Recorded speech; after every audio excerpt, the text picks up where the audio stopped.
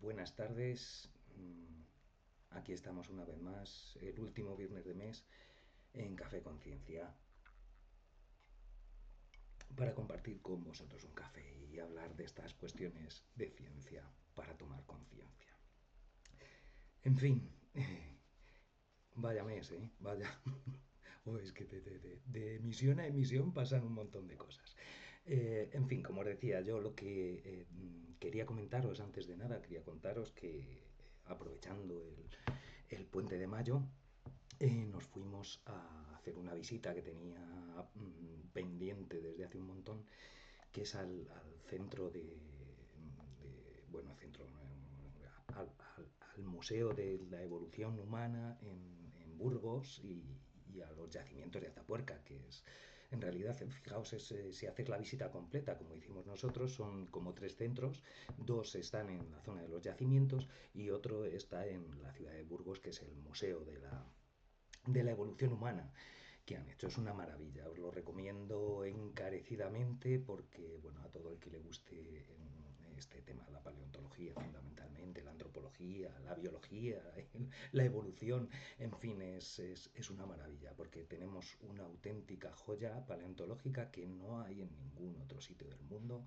O sea, los yacimientos de Atapuerca son los yacimientos con mayor número de variabilidad de restos de homínidos que hay en el planeta. O sea, es un yacimiento de primer nivel mundial. Está en una zona, la Sierra de Atapuerca es un corredor natural entre el valle del Ebro y el valle del Duero y ha estado poblado desde hace 1 millón de años, por lo menos, con los yacimientos, con lo que se ha encontrado, la evidencia que se ha encontrado en los yacimientos de Atapuerca, ¿no?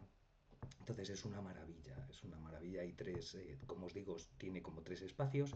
Uno que me parece que, ¿cómo se llamaba? CAREX, que es el Centro de Arqueología Experimental, en el que, bueno, todas las visitas, tanto al centro de arqueología como a los yacimientos, son guiadas, son muy baratas, me parece que uno cuesta 7 euros y otro 8 o algo por el estilo. En total me parece que eran 15 euros a los dos sitios bueno, pues si eres docente o cualquier otra cosa, es decir, hay un montón también de rebajas o de exenciones de pago, pero vamos, que es muy asequible y merece muchísimo la pena, ¿no? Lo primero, la primera visita es al Centro de Arqueología Experimental, como digo, que es muy interesante, sobre todo si vais con niños, les encantará, porque el Centro de Arqueología Experimental a lo que se dedican es a eso, a la arqueología experimental. O sea, vas con allí, son los que te hacen la visita guiada, tanto en el CAREX, en el Centro de Arqueología Experimental, como en los yacimientos, en la misma trinchera del ferrocarril, son los becarios que están allí trabajando. Vamos, becarios, parece poco cuando dices becario, ¿no? Entonces, mejor decir los investigadores predoctorales, que queda bastante mejor, pero son ellos. Entonces, bueno, ellos, realmente son ellas. Yo todo lo que vi fueron chicas, o sea, tanto la que estuvo con nosotros en el CAREX, como la que luego estuvo en la visita guiada en la zona de los yacimientos, y como las que estuvieron hablándonos y dándonos explicaciones en el Museo de la Evolución Humana en la misma ciudad de Burgos. Todo eran chicas, todo eran investigadoras, lo cual me alegro porque, bueno, es una evidencia que las mujeres a niveles de educación formal nos llevan una cierta ventaja en este país, ¿no? En la mayoría de las materias son inmensamente mayoritarias las mujeres. En este caso eran chicas jóvenes, muy motivadas además y con bastantes conocimientos, puesto que se están dedicando a ello. Como os digo, la visita del Centro de Arqueología Experimental es muy recomendable, incluso si hacéis con niños, porque vas aprendiendo, bueno, vas experimentando, porque allí a lo que se dedican además es a experimentar, a intentar reproducir las técnicas que utilizaban en la época, cómo hacían fuego, cómo cazaban, cómo elaboraban las herramientas de piedra, y eso mismo vas haciendo tú con la que hacen de monitoras, en este caso en las visitas guiadas, ¿no? Tienen como una zona en la que hay un montón, una montañita de cantos rodados, y ahí te enseñan a que con un estilo prácticamente oldubayense, como los primeros cantos rodados del Chopper, de la garganta de Olduvai, estas cosas, el de Luis Lick y el del Homo habilis y esto, y cómo coges y te sacan voluntarios incluso a sacar lascas golpeando un pedernal con otro, etcétera, etcétera, ¿no? Luego de ahí pasas a otra zona en la que también tienen arcos rudimentarios, tienen una jabalina con un propulsor, pero que ves que están hechas con los materiales de allí, que cualquiera puede hacerlo, y realmente es espectacular cómo funciona lo del propulsor, ¿no?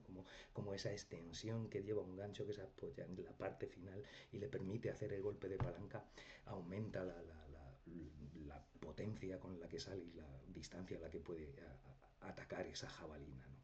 Tienen puestos por allí unos monigotes de oso y se los va de cartón piedra a distancia, y bueno, pues allí tanto adultos como niños disfrutan utilizándolo, y lo último, incluso haces fuego, o sea, entras dentro de una cabaña construida también con modos simulando modos arcaicos, bueno, pues conoces el uso de la yesca y aprendes a hacer fuego frotando palos, o sea, que con la técnica del arco y la cuerda, en fin, muy, muy, muy interesante y sobre todo muy entretenida, muy ameno y muy motivante. Y luego la visita en la trinchera del ferrocarril, que es donde se abrió, a ver, el yacimiento de Atapuerca se descubrió porque se abrió una trinchera, se comió un trozo de una montaña para que atravesase una vía férrea de un ferrocarril minero para extraer, bueno, pues eso, para llevar los productos de la mina, que cayó en desuso, y al abrir esa zanja pues quedaron expuestas unas zonas que fueron las primeras que empezaron a excavar, ¿no? Y entonces ahí que hay unos cuantos yacimientos, porque el sistema de Atapuerca son unos cuantos, no solamente es un yacimiento, sino que hay un montón de bocas, por así decir, donde accedes. Está la cima de los huesos, la cima del elefante, la grandolina, etcétera, etcétera, cada uno de estos. Bueno, estar allí en estos sitios que encima te ponen un casco, claro, no sé, vas y estás viendo allí exactamente dónde están excavando o dónde estaban excavando cuando había época de excavación, ¿no? Y ves perfectamente todos los estratos, qué estratos son, qué es la información que hay en cada uno de ellos. Y bueno, luego interactuando además, como os digo, con las investigadoras estas que te hacen la visita, pues si tú les vas tirando, pues ellas te responden muy bien, porque es gente muy motivada y muy, muy, muy preparada. Entonces es una maravilla que os recomiendo a todo el que tenga un cierto interés en estas materias y en el conocimiento en general. Me parece que es una joya pues fijaos en arqueología, en paleontología, más que arqueología, comparado con, pues podría ser Atapuerca, podría ser el Museo del Prado, pero de la paleontología, ¿no? Entonces lo tenemos aquí mismo y no lo valoramos como deberíamos valorarlo. Es una auténtica joya, y además hay gente muy interesante que te lo explica muy bien, y que, bueno, pues es algo vivo además, que no hace tanto, o sea, en muy poquitos años Atapuerca está en las primeras páginas de investigación del mundo con el Homo antecesor, fijaos, en los 90 me parece que fue cuando apareció el tema del Homo antecesor, que hasta ahora una nueva especie, el humano, el homínido, vamos, no humano, o si Homo sapiens es humano, todavía no. Homo antecesor, antecesor de neandertales y Homo sapiens, aunque, bueno, pues tal y como me comentaron allí, parece que cada vez hay más evidencia de que pertenece directamente a la línea neandertal, ¿no? Pero como todo esto está en entredicho, ya sabéis. Y hace poco salió también el otro, ¿cómo se llamaba? Homo affinis erectus, o sea, es anterior todavía al antecesor, ¿no? Que ha batido el récord del homínido más antiguo en Europa, etcétera, etcétera. O sea, estamos tenemos en Atapuerca la maravilla de las maravillas de la paleontología. Aprovechémoslo, porque además están unos precios muy asimilables, muy asumibles, vamos, y merece la pena, mucho más. O sea, nos tiramos todo el día, porque además vas al CAREX, vas al Centro de Arqueología Experimental a hacer la visita, como de una hora y pico, y luego te recogen en el autocar, te llevan a la zona de la trinchera del ferrocarril, donde visitas en otra visita de alrededor de otra hora todos los tres yacimientos que visitas allí te cuentan todo, y luego ya de ahí ya nos fuimos a Burgos, comimos y estuvimos en el Museo de la Evolución Humana, que nos tiramos también unas cuantas horas allí porque, bueno, pues cada cierto tiempo igual te van diciendo, oh, el que esté interesado en el piso tal, fulanita dará una charla explicativa y tal, y entonces íbamos siguiendo la fulanita, íbamos a todos los puntos, en fin, pero porque son muy amenos y es muy entretenida, y son gente, ya os digo, que trabajan allí, que investigan allí, entonces controlan bastante y son pues como la gente que se dedica a esto tienen una vocación y eso se nota y esa ilusión también te la transmiten y me parece muy interesante, muy importante. En fin, nada, eso es haceros esa recomendación que aprovechamos, aprovechando que en el Puente de Mayo nosotros fuimos, pues os lo cuento para que si tenéis oportunidad en cuanto podáis, pues es una excursión de un día perfecta, perfecta. Y con niños también, les encantará a los niños, pero cualquier adulto es esta. Vais a disfrutar en función del nivel que tengáis y si demandáis más os darán más. Es así. Bueno, esto como apunte inicial, que no se me olvidase, pues porque es una experiencia muy interesante, yo ya os digo, ¿no? Pues las fotos en la trinchera del ferrocarril con el casco, es una foto que quedará ahí en los anales de la historia de haber estado en el Santa Santorum. En fin, así de tonto soy. Además de esto, bueno, pues quería comentaros algunas cosillas de lo que ha pasado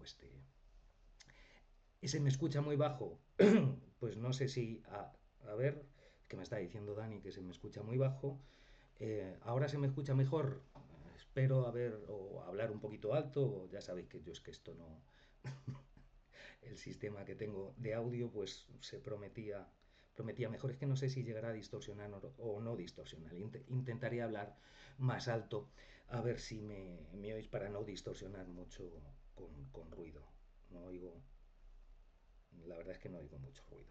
Bueno, que lo que os quería comentar, he estado revisando, como siempre hago, las noticias que van saliendo, me voy apuntando, voy mandándome ahí a mi teléfono algunas noticias y luego, bueno, pues las voy trabajando y elaborando un poquito y viendo a ver qué sería interesante contaros. A este respecto, como en el último Café Conciencia acabamos hablando de los lobos de Yellowstone, ¿os acordáis que hablamos de los lobos de Yellowstone, de la importancia de los lobos en el ecosistema y cómo transformaban incluso el paisaje y afectaban a la recuperación integral del parque, ¿no? Pero habíamos hablado de los lobos de Yellowstone precisamente porque había salido una noticia en la que, bueno, pues que se había aprobado una ley que permitía de nuevo la caza del lobo, ¿no? Y haciendo con referencia a esto, hablamos del lobo. Bueno, pues hay nuevas noticias con respecto a la caza y al igual que en la otra ocasión tampoco van en muy buena dirección,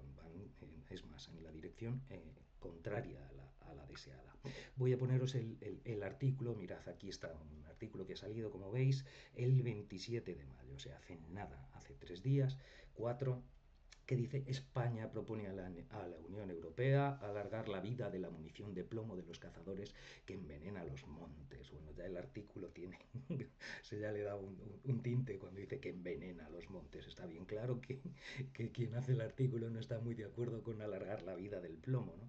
Cosa con la que yo coincido también, ¿no? Dice, España quiere que los cazadores puedan seguir utilizando munición de plomo durante un mínimo de 5 a 10 años, según expuso el ministro de Agricultura, Luis Planas, en una reciente sesión de ministros de la Unión Europea sobre la prohibición de este material que deja al menos 14.000 toneladas anuales de material tóxico, de metal tóxico, en la naturaleza. Dice que quiere, pues eso, que un plazo transitorio más amplio, que hasta ahora se había permitido una pausa de 3 años para los cartuchos de caza y 18 meses para las balas de calibre superior a 5,6 milímetros. Bueno, yo este tema tampoco es que lo controle mucho, ¿no? Entendemos que sería necesario un mínimo de 5 a 10 años para efectuar la adaptación para la fabricación de munición a base de acero, es lo que comenta el ministro en Bruselas. Dice, además de España, donde los cálculos estiman que se arrojan 6.000 toneladas de plomo cada temporada, otros 13 estados han pedido a la Comisión Europea que retire la propuesta tal y como está ahora. O sea, argumentando que no hay alternativa económica al plomo argumento, por ejemplo, Portugal, una línea seguida por Italia. Necesitamos sustitutos para el plomo que no sean demasiado caros y puedan ser utilizados por cazadores y pescadores. No contamos ahora con uno a coste razonable. A este grupo se alinearon Chequia, Eslovaquia, Grecia, Suecia, Finlandia, Hungría, Bulgaria, Estonia, Ucrania, Austria, Letonia y Polonia. Como veis, el lobby internacional de la caza no solamente afecta aquí, sino en todos los lados, ¿no? Ahora mirad, dice, no creo que la prohibición de la regulación a la munición de plomo propuesta por la Agencia Europea de Compuestos Químicos deba retrasarse más. Analiza el veterinario experto en plumbismo, Rafael Mateo. Plumbismo, por supuesto, es la intoxicación por plomo. Plumbismo también se le llama saturnismo. Si buscáis saturnismo en Wikipedia tenéis mucha información de cómo afecta o cuáles son las consecuencias físicas que tiene, físicas, psicológicas y de todo tipo que tiene el envenenamiento por plomo, ¿no? Dice, la eliminación del plomo está totalmente justificada por motivos de salud humana, animal y ambiental, añade el investigador del Instituto de Diagnóstico Ambiental y Estudios del Agua del CSIC. La propuesta de la ECHA, que es la Agencia Europea de Compuestos Químicos, se firmó en noviembre de 2022 y el borrador legislativo de la Comisión se hizo esperar hasta febrero de 2025. Mateo, que es el investigador, ve entendible un periodo de adaptación, pero advierte de que es la misma demanda la que hace que se transforme el mercado y disminuyan los precios de las municiones no tóxicas que ahora son poco usadas. Como ejemplo de que es algo posible, expone cómo los cazadores hicieron una rápida adaptación a los perdigones de acero tras la prohibición del plomo para cazar aves acuáticas en humedales. O sea, lo que Mateo está argumentando aquí es el famoso dilema de que es antes si el huevo o la gallina. O sea, pero que a la industria, si no le obligas a cambiar, no cambia, pero cuando le obligas, como en este caso, cambiaron muy rápidamente y al producir en masa el nuevo componente, en este caso la nueva munición, en este caso de acero, pues también se abarata muchísimo el coste, es lo que estaba contando. El objetivo de la normativa presentada a los estados es reducir un 70% el metal pesado contaminante abandonado en los ecosistemas. Los cálculos generales expuestos por la Comisión Europea dicen que el envenenamiento por comerse plomo abandonado en los ecosistemas amenaza a 135 millones de aves, mientras 14 millones de animales se arriesgan a consumir presas contaminadas y otros 7 a tragar plomos de pesca. El plomo es un metal no solo tóxico, sino persistente. El veneno permanece muchos años, dispuesto a intoxicar a los que lo ingieran. Dispuesto, es como si estuviese esperando para atacar, ¿no? Pero sí, es material venenoso y por lo tanto, o sea que es que la normativa europea tiene una razón de ser, y es decir, sabemos que el plomo es venenoso. Ya está. Dice, un ejemplo de esta herencia ponzoñosa está en el corazón del Parque Nacional de Doñana. Por cierto, si pincháis en este enlace de este artículo, vais a un artículo en el que te cuentan precisamente qué es lo que ocurre con la famosa colina del cerro de los Ánsares, donde van gansos ánsares a picotear porque necesitan esa arena para digerir el alimento y para que su molleja funcione en condiciones, y al picar ahí ingieren muchísimos balines porque durante muchos años se ha utilizado esta colina, como tenía puestos de caza en la zona, esperando que llegasen los ansares y abatirlos fácilmente. Era una zona donde se ha cazado ansares durante muchos años, pero hace 40 años que no se está, que está prohibido cazar ansares allí, y por lo tanto no hay desperdicio de munición en esa zona, y sin embargo sigue habiendo una gran cantidad de plomo, de bolitas de plomo, porque además son muy pequeñas, son de unos 2 milímetros los que se utilizaban para cazar este tipo de, los perdigones de plomo eran como de unos 2 milímetros. Entonces es prácticamente imposible el eliminarlo sin ir a mano directamente. Es muy duro. Van voluntarios a recoger plomo todos los años, pero bueno, que todavía, según parece ser, siguen intoxicándose los ánsares al picotear en este cerro de los ánsares. Dice, allí en el llamado cerro de los ánsares, donde los gansos acuden cada noche a moler la comida, todavía quedan toneladas de plomo según los cálculos de los investigadores. Las aves tragan arena de esta gran duna para machacar los granos que han ingerido. Al hacerlo se meten los perdigones que permanecen todavía allí 40 años después. Es un problema medioambiental que hay precisamente en la joya de la corona ambientalmente, que es Doñana, esta joya un poco maltrecha. Fijaos, la cuestión es que una vez que empiezo yo a mirar esto, vamos a ponernos aquí. Espero que se me oiga ahora mejor, Dani. Eso es, un saludo. Venga, que la cuestión es que una vez que empiezo a mirar esto, pues me empieza a surgir la curiosidad, claro, de que es del el envenenamiento por plomo y la evidencia que hay a lo largo de la historia, puesto que el plomo se lleva utilizando muchísimo tiempo. Y bicheando, pues encontré otro artículo, mirad, que quería ver con vosotros, que es este artículo que encontré me parece que era la BBC, sí, era un artículo de la BBC, sí, sí, BBC News Mundo, fijaos, se titula La atracción fatal del plomo, y es un artículo en octubre del 2014 que hace una revisión histórica de lo que hay, de cómo se ha usado el plomo y de lo importante que ha sido el plomo, ¿no?, en las civilizaciones. Dice, por miles de años el plomo ha ejercido una fuerte atracción sobre pintores, constructores, químicos y productores de vino, pero históricamente también ha hecho un daño esencialmente a los menores del que no se habla. Esencialmente a los menores hablan porque es neurotóxico y sobre todo, pues evidentemente como cualquier neurotoxina, si afecta en un periodo de máximo desarrollo del órgano, pues es bastante más peligroso, ¿no? La infancia, como sabéis, es un periodo muy vulnerable de nuestro sistema de construcción y desarrollo de nuestro sistema nervioso central, la infancia y sobre todo el periodo gestacional. Dice, pese a que fue vetado en la gasolina, tu auto todavía contiene varios kilogramos de esta sustancia. Hemos aprendido finalmente a utilizar el plomo de forma segura. El elemento número 82, que es el plomo, es uno de los pocos que la humanidad conoce desde hace miles de años. El plomo puro más antiguo, hallado en Turquía, fue trabajado por los fundidores hace más de 8.000 años. El plomo es muy sencillo de producir, a menudo viene mezclado con otros metales más preciados, sobre todo plata.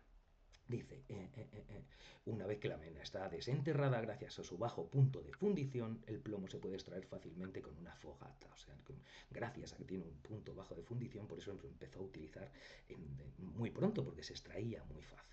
Desde los romanos pioneros en la explotación del plomo. Los romanos fueron los primeros en explotar el plomo a escala industrial.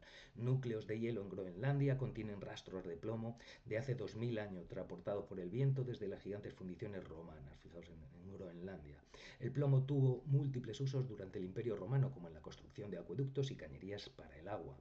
No en vano, la palabra plomero se deriva del término latín para el plomo plumbum. O sea, bueno, pues eso es, todos sabemos que el plomero es lo que aquí conocemos, plomero es el fontanero.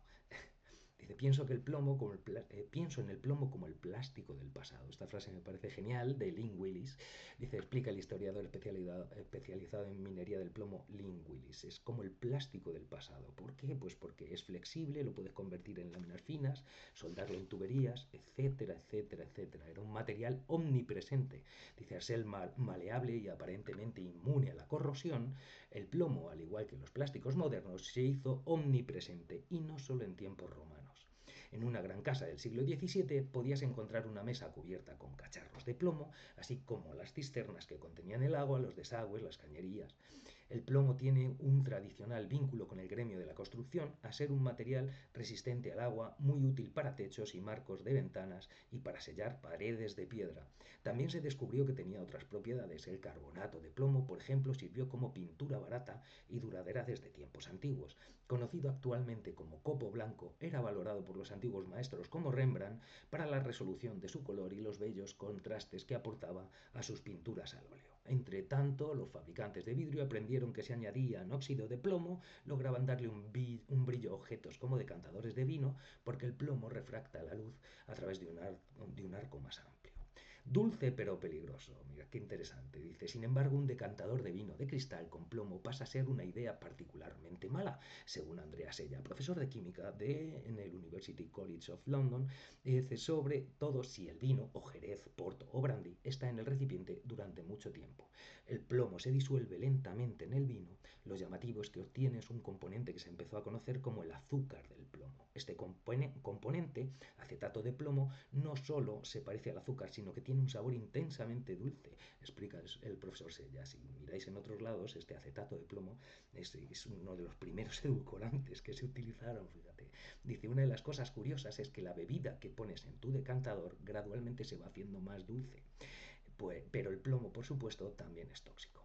Una vez dentro del cuerpo, interfiere con la propagación de señales a través del sistema nervioso central y se abre camino hacia las enzimas, perturbando su papel en el procesamiento de elementos nutritivos como el zinc, el hierro y el calcio. Parece que una de las cosas que hace es interferir en la entrada de calcio, por ejemplo, en la mitocondria, y esto es fundamental para el famoso ciclo de Krebs, es decir, para el metabolismo celular como tal. Es muy, muy tóxico. Dice, y así la historia está repleta de ejemplos de personas que a menudo sin saberlo realzan el sabor de sus bebidas con plomo, con consecuencias horribles para la salud de los consumidores. Gota, melancolía, locura. Dice, la gota, un sello de la nobleza inglesa, del en el siglo XVIII, puede ser causada por el envenenamiento por plomo. Esta enfermedad inducida por plomo también fue muy familiar para los romanos. Ellos la asociaban con el lúgubre dios Saturno, que se comió a sus hijos, por eso se llama saturnismo. La conexión era acertada. Una exposición crónica al plomo causa depresión, dolores de cabeza, agresividad y pérdida de la memoria. También puede causar esterilidad y algunos sugieren que esto explica el fracaso común de los aristócratas romanos como César Augusto a la hora de producir un heredero natural. Causa del fin del Imperio Romano, dice, los romanos pudieron ser envenenados por el plomo presente en las cañerías o también por su presencia en monedas, cazuelas y platos, así como en pinturas y cosméticos. Sin embargo, la fuente más probable fue, una vez más, el vino, especialmente un edulcorante que conservaba y conservante que los romanos llamaban sapa o de frutum.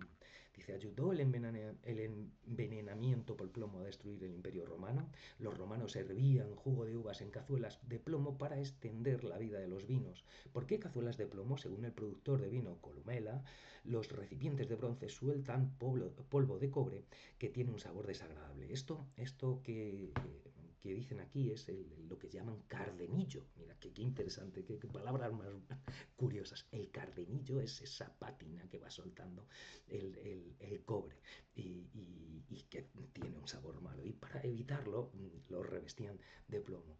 Dice, el resultado es claro. Si se analizan los huesos en antiguos cementerios romanos, se observa que contienen niveles de plomo 3 veces más altos que el límite moderno de la seguridad recomendado por la Organización Mundial de la Salud. O sea, parece ser que en Roma, por lo menos en unos estatus elevados, la gente tenía unas intoxicaciones de plomo importantes. Son intoxicaciones porque el plomo va quedando acumulado y es un enemigo que afecta a largo plazo. La pregunta es si esto contribuyó a la aparente locura de emperadores como Calígula o Nerón y al eventual colapso del imperio sigue siendo tema de debate entre académicos clásicos. Plomo en las fábricas, en nuestros autos, es decir, aquí te están contando cómo empezó. Bueno, es un artículo muy interesante, si queréis verlo, no vamos a leerlo todo, en el que, bueno, pues nos van contando cómo se aprovechó para conseguir más potencia en los motores de combustión, y por eso la gasolina tenía plomo, que se le llamaba, como le llamaban, el etanilo, ¿no? El etilo. El producto se comerció con el inocente nombre de etilo. ¿Vale? De lo que habla al final es que dice, cuando fue retado por los peligros del contenido de plomo, Migley convocó una rueda de prensa en la que roció sus manos con el elemento químico y respiró su vapor durante todo un minuto, alegando que podía hacer lo mismo cada día sin sufrir efectos nocivos. Ya sabemos este tipo de representaciones en plan una fraga metiéndose en palomares, pues era muy de la época. Dicen la planta de tilo de GM, dice cuando esto es en New Jersey tuvo que cerrar después de que varios trabajadores se volvieran locos y algunos murieran. La prensa rebautizó al etilo con el nombre del gas lunático. Bueno, aquí te cuentan luego cómo murió este hombre, etcétera, etcétera, etcétera. Pero y además fue el que inventó los clorofluorocarbonos, que son aquellos que se eliminaron para proteger, porque estaban acabando con la capa de ozono. Los que tenemos ya unos años sabemos que esto lo hemos vivido. Los CFCs que estaban en todos los refrigeradores se eliminaron porque eran, pues eso, se comían la capa de ozono y aumentaba el riesgo de radiación ultravioleta. Y los altos continuaron expulsando gases de bromuro de plomo durante décadas. Dice, aunque esta fue una fuente mucho más diluida de envenenamiento que la sapa romana o el aire viciado de las pinturas victorianas, era sin comparación mucho más extensa, afectando a cada ciudad del planeta. Y esta vez las víctimas eran niños. Esto es lo que nos decían de los niños. Dice, fue otro estadounidense, el psiquiatra infantil Herbert Needleman, quien finalmente logró que se eliminara el plomo de la gasolina. Por eso es por lo que en los 70 y en los 80, vamos, por lo que metieron los catalizadores y por lo que se acabó con el plomo en la gasolina.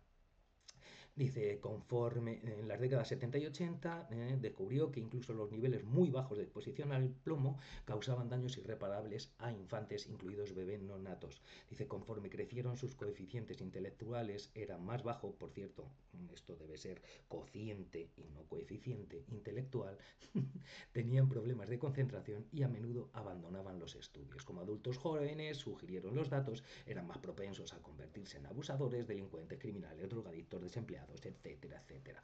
Niedelman concluyó que el plomo había debilitado permanentemente su capacidad de resistir a impulsos arriesgados.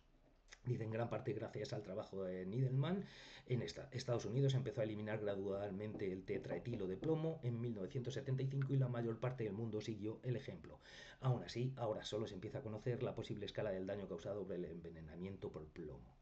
¿De acuerdo? Entonces ya sabemos, o sea, imaginaos lo que nos está diciendo. Dice, la larga campaña contra el plomo en el ambiente, la campaña para eliminar el plomo del entorno continúa y ahora se está dando marcha atrás en el caso de los perdigones de caza. ¿No? La pintura con plomo es una fuente de envenenamiento casi tan grande como la gasolina en el mundo moderno. Todas las pinturas, incluso las duraderas basadas en plomo, tienden a desmenuzarse, el riesgo de que un niño lo coja, etcétera, etcétera. El plomo de las baterías, mira, aquí te vienen unas encías con las marcas que iba dejando, en fin, nos hacen conscientes del peligro del envenenamiento por plomo, esa es la cuestión, ¿no? Sin embargo, mirad, está claro que lo que... aquí, vamos a volver aquí.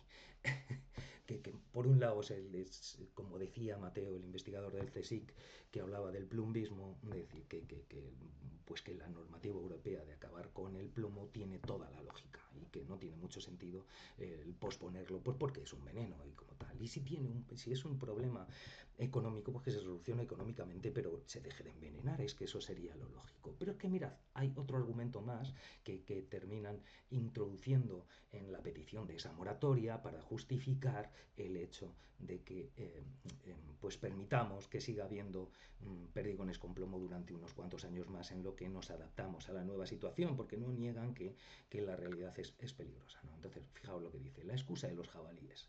Dice, además de la prohibición en general en su intervención en Bruselas, Luis Planas pidió que se pudiera seguir cazando jabalíes con balas de plomo para controlar la superpoblación de la especie. Dice, me parece un tema de alto riesgo para la agricultura y la sanidad animal, expuso el ministro, y entendemos que debería establecerse una excepción referida exclusivamente al uso de munición de plomo para el control poblacional. Digo yo, si tienes que utilizar munición para el control poblacional, utilízala, pero si puede no ser de plomo, ¿por qué tiene que ser de plomo si ya hay otro tipo de munición? Ah, ¿qué más caro? Pues leche, pues tendremos que gastarnos lo que sea, ¿no? No entiendo muy bien lo que es esto. Dice, en el Ministerio de Agricultura argumentan que las poblaciones de jabalí causan enormes daños a la agricultura y representan el principal riesgo de entrada de peste porcina africana en España, hecho que tendría consecuencias catastróficas para el sector ganadero porcino español. Y aquí, entonces, es donde yo digo, bueno, a ver, están utilizando la, la excusa de los jabalíes, ahora de la superpoblación de jabalíes, como un riesgo para la agricultura, que lo es, y tiene daños en la agricultura una superpoblación de jabalíes, y además es uno de los principales vectores de enfermedades, de la zoonosis, de estas enfermedades que pasan de animal a animal, de entornos salvajes, entornos silvestres a entornos domésticos, ¿no? Al ganado doméstico y cómo la expansión de pestes o de infecciones en el ganado, siendo los jabalíes reservorio de alguna de estas enfermedades, pues es necesario controlar estas poblaciones y te está argumentando aquí que, pues que como debe ser una cuestión económica, porque no es nada más que económico, es decir, no te están diciendo que no mates el exceso de jabalí, sino que el exceso de jabalí lo mates, pero con una bala de acero, no con una bala de plomo. Esa es la cuestión, ¿no? El caso es que, bueno, pues lo están dándole un toque más. Por cierto, si miramos el final de este artículo, lo que nos estaba diciendo es aquí, el final de este artículo. Dice, así explican, plantean seguir usando munición de plomo por seguridad de los cazadores en los controles de población. También afirman que en caso de limitación del uso del plomo en la munición, el principal recurso actualmente disponible para controlar este crecimiento poblacional, la caza, se vería limitada, lo que reduciría su efectividad e incrementaría los daños asociados al crecimiento de estas poblaciones. En este sentido, Rafael Mateos afirma que ya que existen hoy día en el mercado alternativas, Rafael Mateos es el investigador, basadas en cobre, eficaces y seguras, por lo que el control de la sobreabundancia del jabalí no debería ser un problema para aprobar la regulación propuesta, sin tener que llegar a moratorias o periodos de adaptación de más de 5 años. Esto es lo que nos estaban planteando. La cuestión es que yo ya he dicho, ¿y qué puede a ver, o sea, ¿qué nos dice la ciencia con respecto a esto? Bueno, sabemos lo que nos dice la ciencia con respecto al saturnismo, sabemos lo venenoso que puede ser el plomo y lo perjudicial y por lo tanto lo interesante que es retirarlo del medio ambiente, pero sabemos también que la superpoblación de jabalíes pues es un problema y un problema importante de transmisión de enfermedades, entre otras cosas, para el ganado doméstico, como estamos comentando. ¿Hay algo que nos diga la ciencia de algún otro modo en el que se puede intervenir para controlar esta superproducción de jabalíes, estas superpoblaciones de jabalíes descontroladas y esa extensión de enfermedades en grandes cantidades de jabalíes que pueden pasar, por lo tanto, al ganado doméstico? Y mirad lo que he encontrado, que, pues curiosamente, este artículo que salió en Nature, es un Scientific Report en Nature de mayo del 2019, en el que hablan de que los lobos contribuyen al control de enfermedades en un sistema multihuésped. Es lo que nos están contando. Fijaos, esto es un artículo en el que, con datos de las poblaciones de lobos, de las poblaciones de jabalí, precisamente de Asturias, pues es un artículo que hacen investigadores internacionales, entre ellos algunos españoles, pero también extranjeros, pero se hace sobre unas poblaciones de lobo y de jabalís asturianas. Y al final lo que nos cuenta, fijaos, lo que aquí en el Astra si vemos, dice, por lo tanto, un hallazgo clave es que una población que alberga una infección virulenta puede ser regulada a una densidad similar por la enfermedad a alta prevalencia, es decir, cuando los jabalís tienen un exceso, una infección muy virulenta, pues puede reducirse esa población por una alta mortandad de esa enfermedad, dice, o por la depredación a baja prevalencia, es decir, o simplemente porque hay depredadores. Dice, por lo tanto, los depredadores pueden proporcionar un servicio ecosistémico clave que debe conocerse al considerar los conflictos entre humanos y carnívoros y la conservación y el restablecimiento de las poblaciones de carnívoros. Fijaos lo que nos está diciendo, podéis entrar al artículo, está en abierto, podéis acceder a él, como veis, a pesar de que está en Nature este artículo. Está en abierto, simplemente poniendo aquí los globos contribuyen al control de enfermedades, aparecerá fácilmente este paper. Y en él lo que nos cuentan básicamente, en él lo que nos están contando básicamente es que, hola Nacho, ¿qué tal? Lo que nos están contando es pues que las poblaciones de lobo lo que hacen además regulan de manera natural las poblaciones de jabalís, entre otros, ungulados sobre los que depredan y además, bueno, pues hacen la infección en la población de jabalís no se extienda demasiado, puesto que también los primeros que depredan son a los más débiles, que son los que están infectados fácilmente. De manera que reducen mucho la carga vírica o bacteriana, en ese caso, en el del elemento que esté ahí funcionando como tal, ¿no? Entonces, bueno, pues es curioso.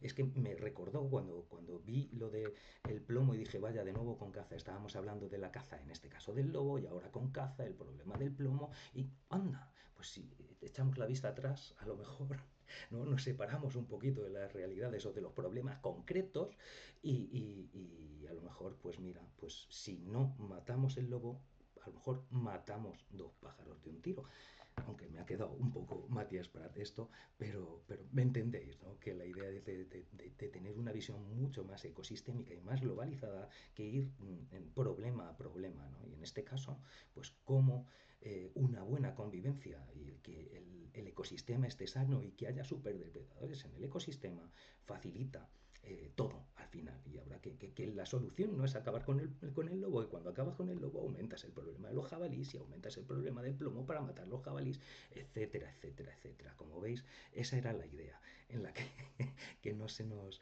que todo está al final conectado y que hay otras formas más interesantes y más inteligentes con lo que ya sabemos de actuar, ¿no?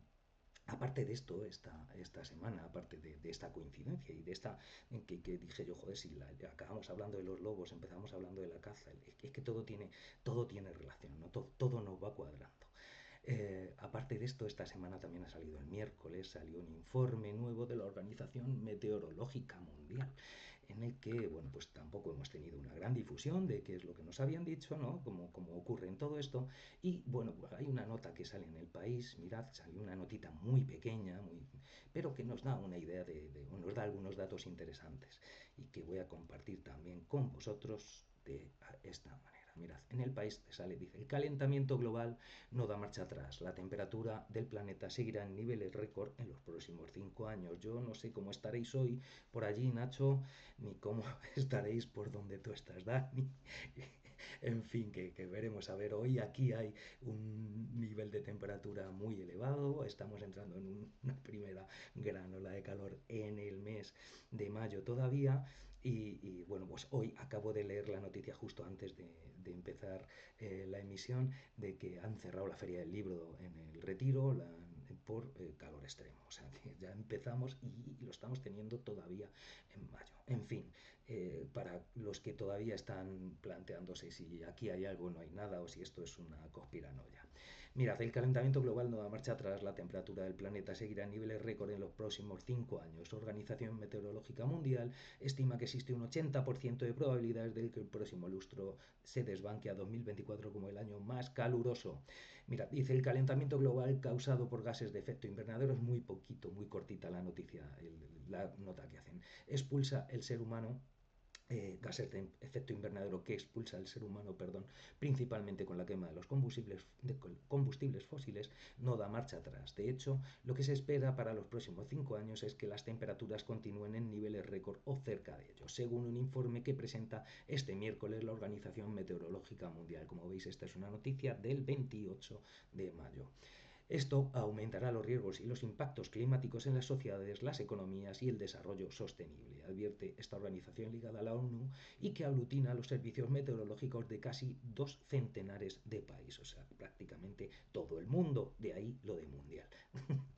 El informe presentado, en vez de analizar lo ocurrido ya, dice como que 2024 cerró como el año más caluroso registrado hasta ahora, se centra en qué es lo que pasará en el futuro inmediato debido a la acumulación de gases de efecto invernadero en la atmósfera, cuya concentración no para de aumentar y está en niveles nunca vistos en al menos 800.000 años. Algunos datos para que nos queden ahí.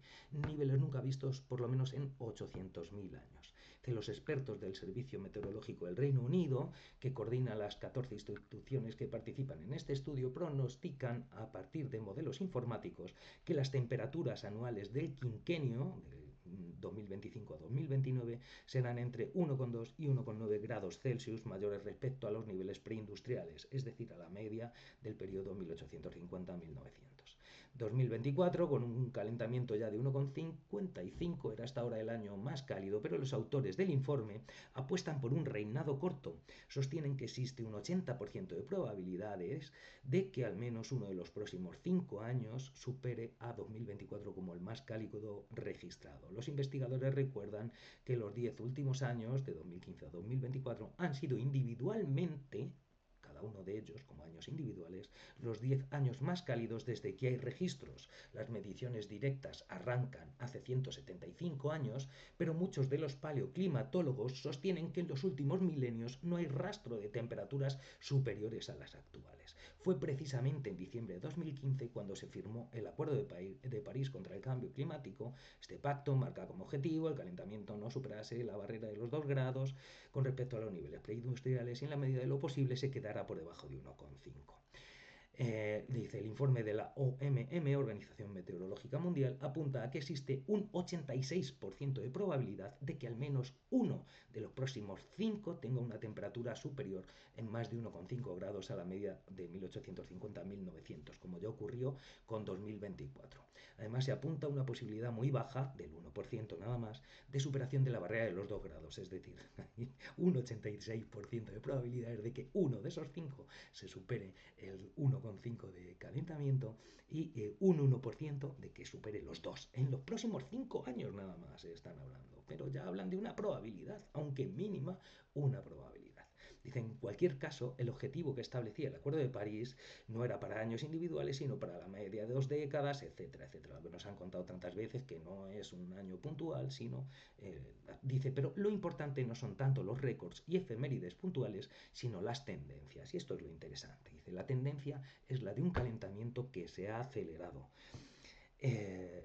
Algo que tiene un reflejo en informes como el publicado este miércoles. En 2015, o sea, hace 10 años, la probabilidad de que en al menos de uno de los 5 años siguientes el calentamiento global superara la barrera de los 1,5 grados, es decir, lo mismo que nos están diciendo ahora con un 86%, dice, era casi nula. Desde entonces no ha parado de incrementarse hasta hacerse realidad en 2024.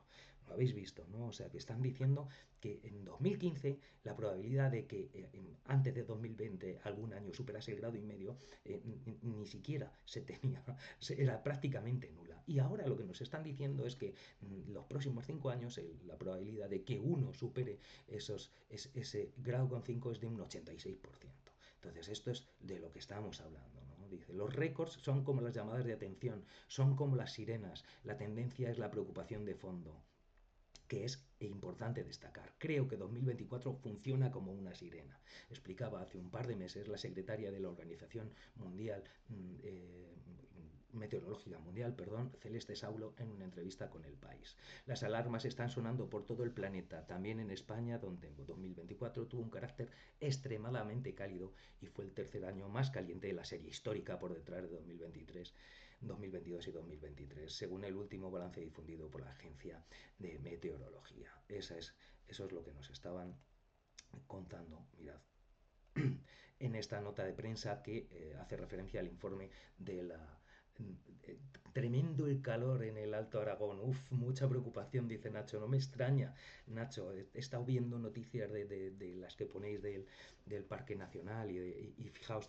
bueno, otra noticia que quería comentaros a raíz de esto, porque ha salido un artículo también comentando algunas de estas cuestiones, a ver si lo ponemos, mirad, y es que para aquí, mirad lo que nos está diciendo precisamente. Aquí hablan que es que uno de los... quiero decir que hay muy poca gente ya que en esta situación se plantee o niegue el calentamiento como tal. Pero ahora va tomando como más peso la tesis entre los negacionistas de que sí, hace más calor, pero no es humano, ¿no? Y entonces aquí lo que hablan es un artículo que nos cuenta, dice, el sedimento de hace 135.000 años de una laguna de Teruel que ayuda a combatir la desinformación climática. Esto es lo que nos hablan, hace referencia, os lo recomiendo, este es un artículo también, fijaos, de hace nada, del 16 de mayo. Como veis, todos son artículos de ahora, que no se entera porque no quiere, vamos, porque estamos bombardeados y nos aturulla, ¿no? Pero mira, dice, a simple vista, bueno, te empieza contando, es un artículo entretenido de leer y en el que van pidiendo la información de algunos investigadores como tal que trabajan en esto, en registros de los fondos de los lagos, del hielo de la Antártida, del hielo de los glaciares, en el que van estudiando el clima anterior de épocas épocas pasadas, ¿no? Como te están diciendo en Jaca, uno de los 24 centros de investigación del CSIC, la mayor colección de registros geológicos del país permite conocer los cambios ecosistémicos en toda la era cuaternaria desde hace 2,6 millones de años hasta la actualidad. Es como una biblioteca planetaria. Y una de las consecuencias de lo que te va diciendo, que te dice, la valiosa información que esconde este sondeo dice que habla de análisis del polen fósil, o sea, la palinología, ¿no? La geoquímica, métodos de datación por radiocarbono y luminiscencia. El análisis de esta información dice, es un eficaz antídoto contra uno de los mayores bulos del negacionismo climático, la variabilidad natural y no antropogénica del acelerado cambio climático de la Tierra, que la Tierra está experimentando. Dice, este registro de Teruel nos arroja un resultado categórico y concluyente. La velocidad del cambio que estamos experimentando no tiene precedentes. Es falso que esto haya pasado toda la vida y que no hay que alarmarse. La velocidad de la transformación es inédita. Sentencia Gil Romera, que Gil Romera te está diciendo que el Instituto Pirenaico de Ecología, que es doctora en biología, y que trabaja en este archivo de sedimentos de Jaca, que hay en Jaca. Te habla de todo lo que está haciendo y quería comentar ahora que te he visto ahí, Nacho, también. Quería que, bueno, aquí lo que nos están contando realmente, si leéis el artículo, pues es que no hay, o sea, es evidente que no ha habido, así dice, todas las muestras que tenemos, todas las muestras, fíjate, dice, la enorme colección conserva secciones procedentes de lagos de la península ibérica, Baleares y Canarias, así como de países como Andorra, Chile, Ecuador, Perú o Etiopía, sumando varios miles de metros de sedimentos. Dice, todas las muestras que tenemos catalogadas arrojan la misma información. Las grandes transiciones ambientales, como el paso de un periodo glacial a un interglacial o a la inversa, ocurrieron durante milenios o cientos de años, lo que permitió cierta adaptación de los ecosistemas. Sin embargo, el cambio actual, impulsado por la actividad humana, se está produciendo a un ritmo mucho más rápido en apenas unas décadas. Eso es lo que quería que viésemos, ¿no? Y bueno, pues te hablan de la información de los granos de polen, cómo se puede estudiar la evolución de la vegetación en cada época, etcétera, etcétera. Dice, el polen permite medir la evolución y dinámica de la vegetación, perturbaciones, alteraciones de los bosques. Dice, una de las certezas que ha arrojado el polen es que la actual desertificación de la cuenca mediterránea es muchísimo más rápida que en otros momentos del calentamiento del pasado. La velocidad en la que España pierde suelo fértil se explica en parte por su agricultura intensiva, que demanda un excesivo consumo de agua. En otros periodos históricos, esta transformación del suelo fue más lenta, generando una mejor adaptación de los ecosistemas. Y aquí es donde voy, Nacho, que es donde me he acordado de ti, porque hablan de la maravillosa montaña, bueno, algunos hablaban de la montaña calcárea más bella del mundo, ¿no? El Monte Perdido, el hielo del glaciar del Monte Perdido, con el cual tengo eh, una cierta conexión. Dice, los sedimentos, por mi evolución histórica, nada más, los sedimentos de los lagos no son los únicos registros. Dice, en un laboratorio de Bilbao llamado Isotsalab,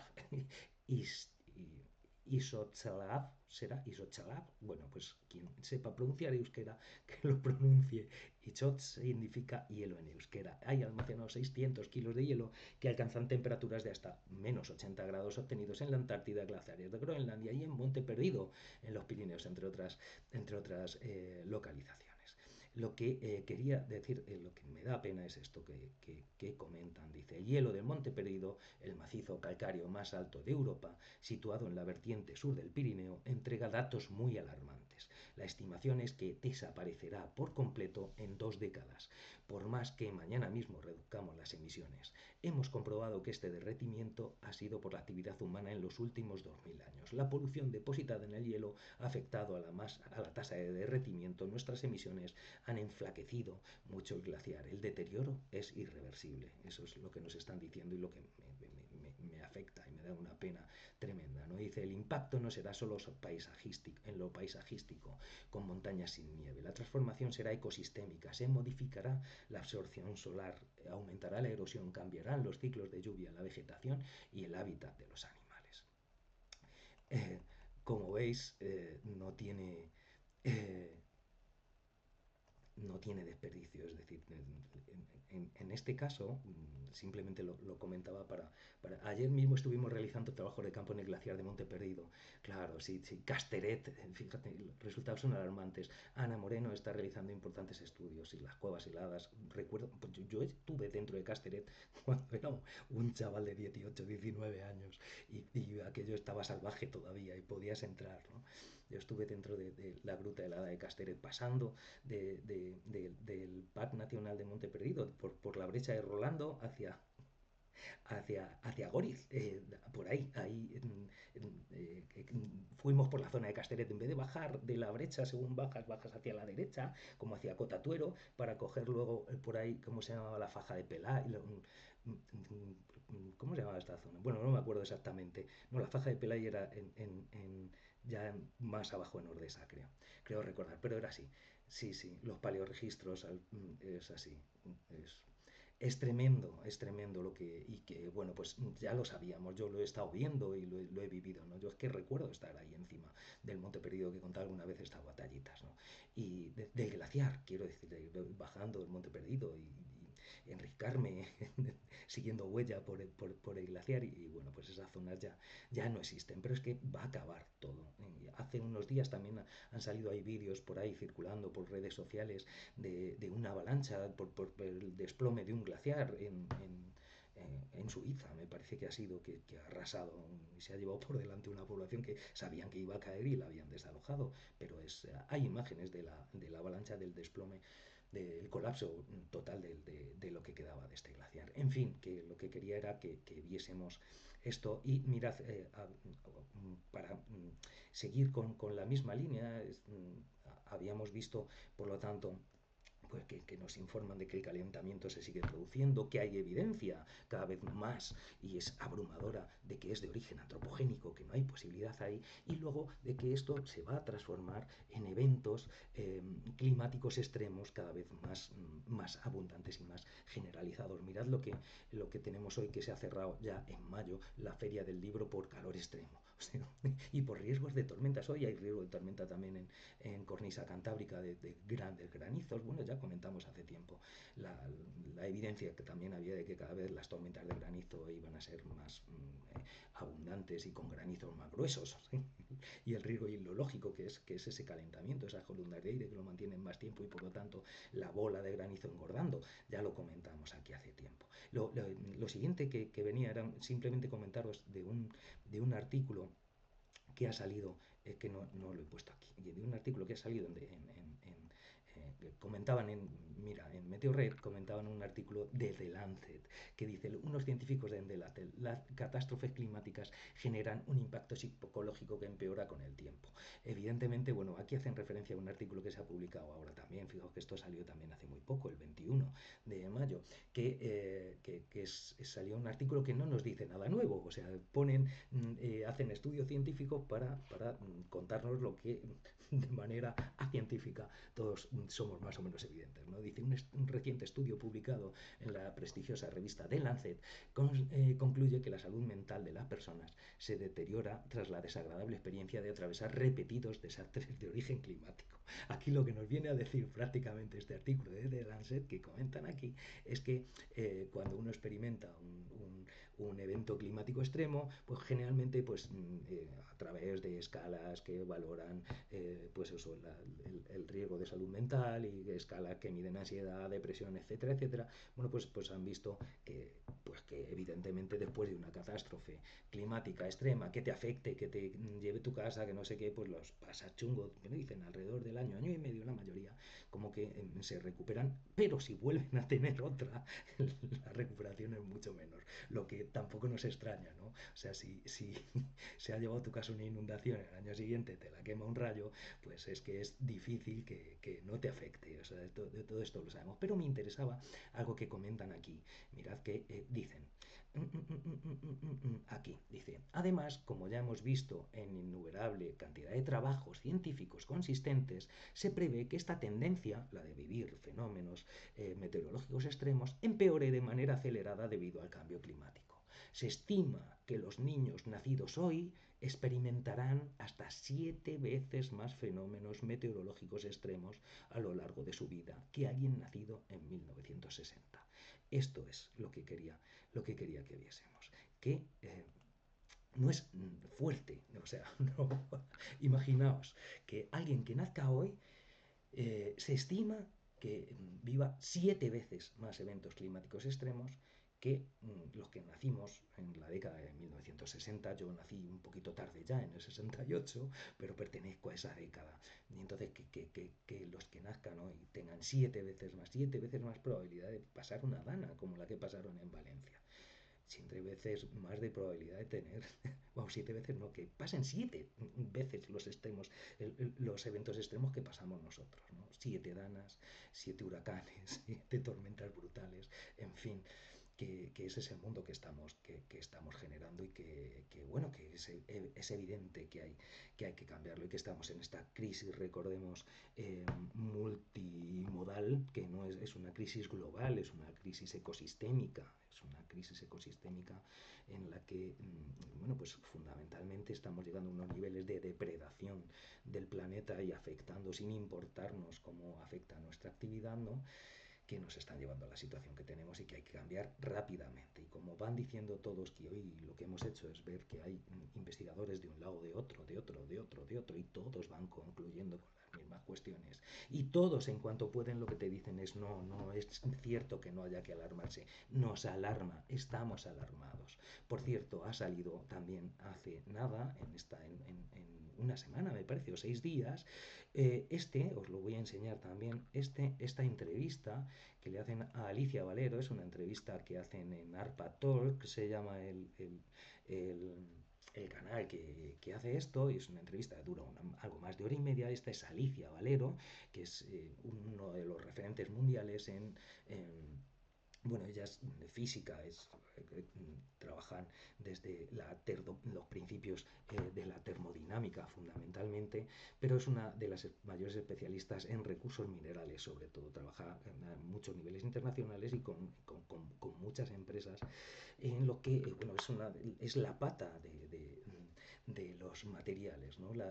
Si estamos hablando del calentamiento, las temperaturas, la ecología, bueno, pues aquí nos están hablando de la depredación de los consumos de minerales fundamentalmente.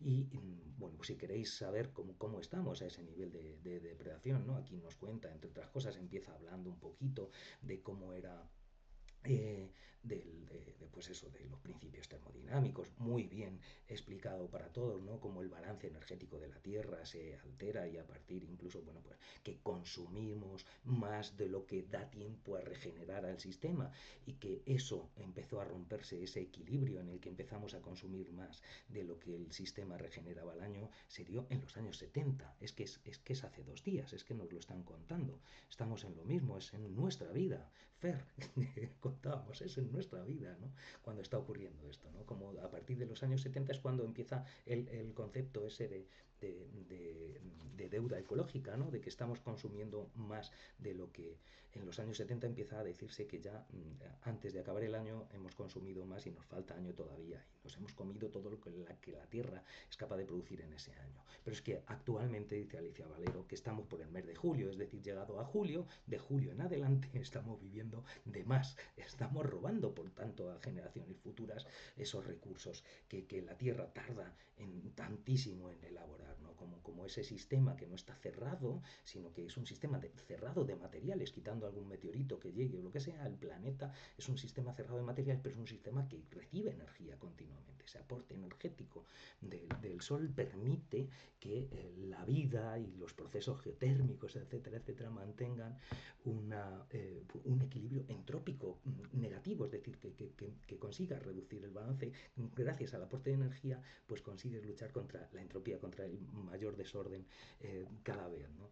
Y bueno, como eso a partir de los años 70 se pone en riesgo cuando empezamos a depredar, a consumir más de lo que se está produciendo, y no como ahora ya vamos por el mes de julio. Pero no solamente cuenta esto, hay algunos datos que os quería dar de lo que dice Alicia Valero, que son muy llamativos. Uno de ellos, que como habla del consumo de materiales, Alicia Valero hace mucho tiempo que está dando conferencias contando, es un referente mundial, de recursos minerales y de reservas minerales y del aprovechamiento de estos. Como esta transición que nos contaban, que con el apagón fue evidente que no es tan sencillo, ¿no? que fíjate, el apagón fueron 3 días después del último Café Conciencia y 3 días antes de que me fuese a Atapuerca. O sea, fue en un momento clave ese bueno, pues que como Alicia nos cuenta desde hace tiempo que es imposible, que no hay reservas de litio, no hay reservas de plata, no hay reservas de cobalto, es decir, que no se puede hacer esa transición directamente. Entre otras cosas, nos da un dato que es demoledor. Dice, en los últimos 22 años, en cuanto al cobre, fijaos el cobre que es necesario para esta superelectrificación de todo que tenemos que hacer, ¿no? El cobre, que es un material indispensable, bueno, pues dice que en los últimos 22 años se ha extraído tanto cobre como en toda la historia de la humanidad. Y recordemos que el cobre es uno de los primeros metales que utilizamos. Entonces, la historia es larga. Pues en esos miles de años se ha consumido tanto como en los últimos 22. Entonces, es que el consumo exponencial de materiales es que no somos conscientes de eso, ¿no? De esa curva exponencial que está teniendo y que tiene un reflejo también en unas consecuencias cada vez más exponenciales también. No es que se aumente un poquito y vaya así, si con medio grado tenías 2 tormentas de más, con 1 grado vas a tener 4, pues no, con 1 grado vas a tener 16. Es decir, no es tan sencillo, se multiplica, es exponencial, no es lineal el aumento, ¿no? Entonces, me llamaba la atención y quería comentaros que os recomiendo esta entrevista si queréis enteraros porque cuenta muchísimas cosas. No solamente habla de esto, no solamente dice lo del cobre, ¿no? También habla bueno, de la dificultad que tiene el paradigma de economía circular, que nunca es posible que sea circular, porque la misma segunda ley de la termodinámica que hace que cada transformación se pierda, es decir, eso es lo que nos dice ese aumento de entropía, pues hace imposible que sea circular, pero que aún así, cuando te están dando la información que te están dando de los porcentajes en los que se reciclan los distintos materiales, etcétera, etcétera, que realmente no se está teniendo en cuenta todo el coste, todos los costes en todos los procesos y que realmente nos está contando, empieza a hablar por ejemplo de una tesis doctoral que está haciendo alguien ahora con él, un investigador con ella en la Universidad de Zaragoza y que estaba haciendo sobre la circularidad y el reciclaje de móviles y hablaba que en el mejor de los casos, en el supuesto mejor, teniendo en cuenta los costes energéticos que tiene la producción de los materiales, la concentración de los materiales para poder aprovecharlos, el refinamiento, los transportes, los ensamblajes, las ventas, no sé qué, todo teniendo en cuenta todo eso, el reciclaje solamente puede afectar al 25%, con lo cual una de las cosas de las sentencias que decía dice, mira, es mucho más eficaz duplicar la duración de los dispositivos que reciclarlos. Es que es así. Entonces, imaginaos, si te están diciendo esto en un teléfono móvil, si te está diciendo 2 años de media es lo que tenemos el teléfono móvil y al reciclarlo solamente al final se tiene el 25% de ese reciclaje. Es decir, si nos costaba 1.000 con todos los costes energéticos asociados y meter materiales, a los 2 años tenemos que comprar otro y si lo reciclamos, pues nos ahorramos ese 25%, con lo cual en vez de 1.000 serían 750. Pero si en vez de tenerlo 2 años lo aumentamos 4 años, pues imaginaos la mejora que es, ¿no? Porque al final es ridículo. Y esto además hablaba de que el 25% de reciclaje es algo prácticamente utópico, porque no hay un sistema empresarial hoy día industrial que nos permita hacer eso y que hay muy pocas empresas capaces de separar y que además las cantidades de los materiales están en lo que llaman trazas prácticamente y entonces cuesta muchísima energía. O sea, el disgregar, que es lo que hacemos y el mezclar tiene una altísima entropía y es muy difícil. O sea, mezclar es muy fácil, desmezclar es muy difícil. Tú dices, si tú mezclas, y te lo dice ella, además yo la he escuchado en muchas ocasiones decirlo, si coges 1 kilo de sal y 1 kilo de azúcar y lo mezclas, separarlo te va a costar muchísimo. Te va a ser mucho más rentable comprar otro kilo de azúcar y otro kilo de sal. Es que es así, es que mezclar es muy entrópico. Y entonces eso es lo que estamos haciendo. Y hablaba de que tenemos que ir a una economía, hablaba de una economía del botijo, que no es volver a Tapuerca, no estaba hablando de volver a la prehistoria, sino que el botijo es un elemento muy interesante. Y hablaba, fíjate, el botijo es robusto, es un elemento robusto. Está fabricado de una sola materia, arcilla, es eficiente energéticamente, no necesita un aporte energético para que enfríe. O sea, y encima, algo muy importante, crea comunidad. Dice, del mismo botijo podemos beber todos. No es lo mismo cada uno con su botellita de agua, cada uno con su latita de refresco. No, el botijo. Entonces eso es lo que hablaba de la posibilidad del salvo y del salvamento, ¿no? Por supuesto hablaba de que el decrecimiento es un hecho, no va a ser, o sea, es que es así, es que no se puede. O sea, que este nivel de depredación en el que, como hemos visto en los últimos 22 años, hemos consumido, no consumido, hemos extraído tanto cobre como en los miles de años de historia de utilización de ese metal, pues es que es muy evidente, es demasiado evidente como para que no se den cuenta, ¿no? Y mira, hablaba de, hay algunos conceptos que son interesantes y que, bueno, pues si estáis interesados, os va a gustar, os va a gustar, porque habla también de algunas pistas, de algunos caminos que son buenos, ¿no? Habla de ecosistemas industriales y no de industrias separadas y tal, sino ecosistemas industriales en los que el desecho de una industria pueda ser aprovechado como materia prima por otra, etcétera, etcétera, etcétera. Hay un ejemplo de una ciudad danesa, ¿cómo se llama? Eh, ¿Cómo se llama la ciudad danesa? Lo tenía por aquí apuntado, os lo comentaré. Porque es Cal...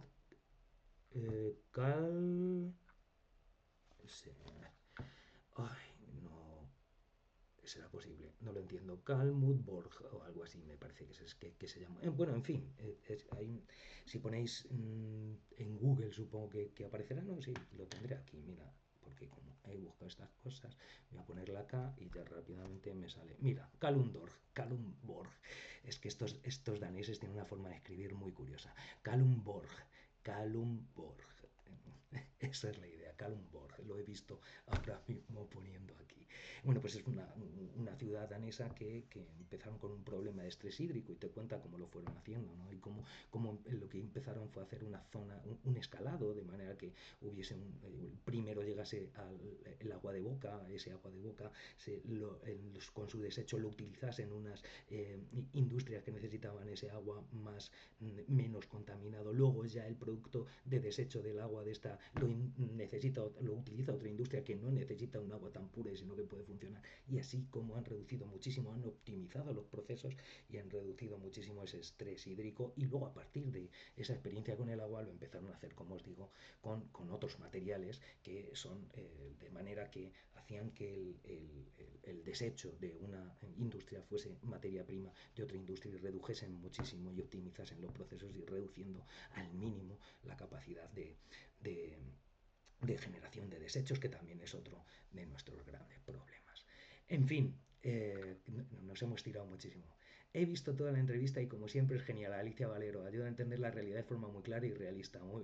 Me alegro, Nacho, de que es una entrevista que ha salido hace muy poco, pero sí, Alicia Valero es uno de los referentes y es muy interesante lo que nos cuenta. Por supuesto, acabó hablándonos del apagón. Y una última cosita que os digo con respecto al apagón. Mirad, aquí os lo voy a poner también.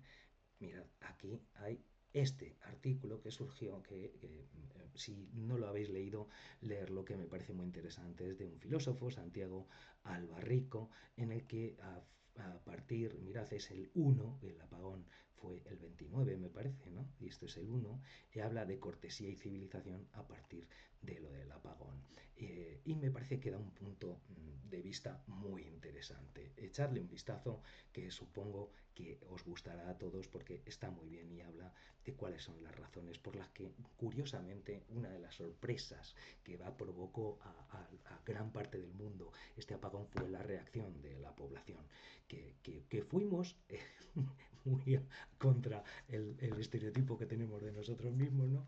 Fuimos sorprendentemente civilizados. Hay un montón de evidencias de gente de otros países que vivió el apagón aquí y que alucinó con cómo la gente se lo estaba pasando bien, cómo empezaron a...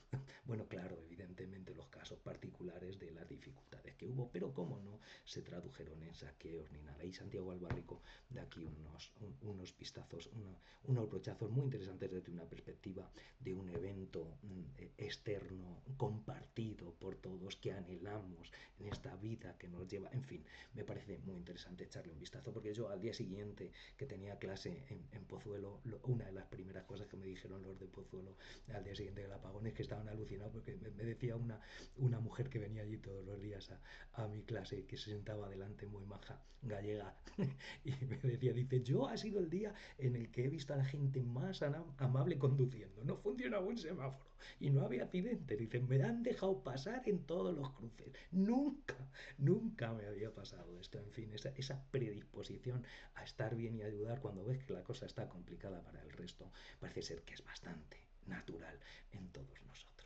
En fin, es un puntito de esperanza, por lo menos para acabar. Echad un vistazo a ese artículo de Santiago, a ese artículo, que es un artículo de opinión, una columna de Santiago Albarrico, que nos va a reconciliar y nos da un puntito de vista interesante y nos hace centrarnos además en la defensa de lo común, que es lo que vamos a necesitar ahora mismo.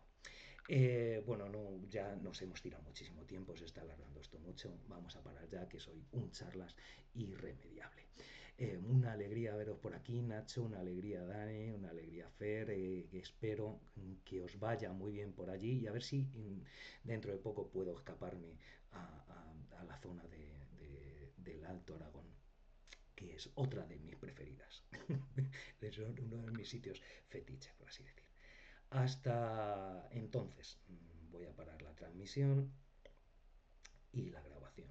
Hasta el último viernes de junio, que nos veremos antes del verano. Que cuidado con el calor.